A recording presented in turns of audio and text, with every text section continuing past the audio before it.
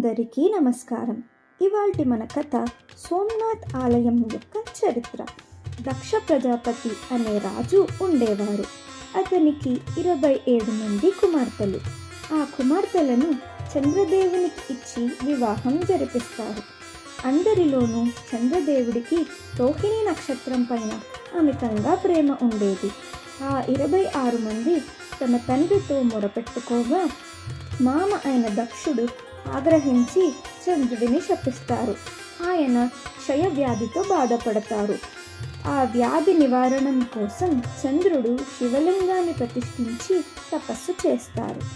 తపస్సుకు మెచ్చిన శివుడు ప్రత్యక్షమై భార్యలందరినీ సమానంగా ప్రేమించమని చంద్రుడికి సలహా ఇచ్చి శాపాన్ని పాక్షికంగా ఉపసంహరించి చంద్ర ఉపస్థిత లింగంలో తాను శాశ్వతంగా ఉంటానని చంద్రుడికి మాట ఇచ్చారు.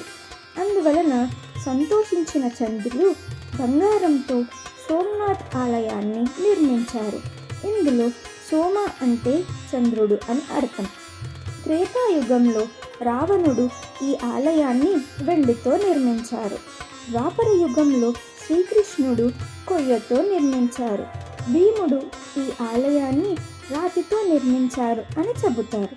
ధన్యవాదములు.